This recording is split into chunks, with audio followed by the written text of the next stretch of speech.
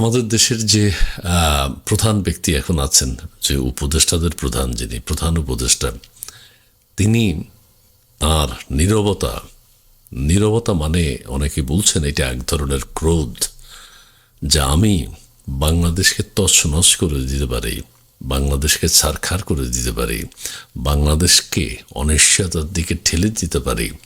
আমার বিদেশি প্রভুরা আমাকে যে এজেন্ডা দিয়েছে, সেই এজেন্ডা আমি বাস্তবায়ন করেই যাব। এবং আমরা দেখতে পাচ্ছি নানান ষড়যন্ত্রের কথা বাতাসে ঘুরে বেড়াচ্ছে, নানান কথা আমরা শুনতে পাই। কার্গো বিমান বাংলাদেশে আসছে, বাংলাদেশে এসে গেছে, আমেরিকান সৈনিকরা বাংলাদেশে কেউ কেউ আছেন এবং অস্ত্র খালাস করে রাখাইনে নিয়ে যাওয়া হবে। আরেকটি বিপদে আমরা পড়তে যাচ্ছি। রাখাইনকে যদি বাংলাদেশ সমর্থন করে, রাখাইনে যদি বাংলাদেশ থেকে করিডোর দিয়ে অস্ত্রশস্ত্র সেখানে যায়,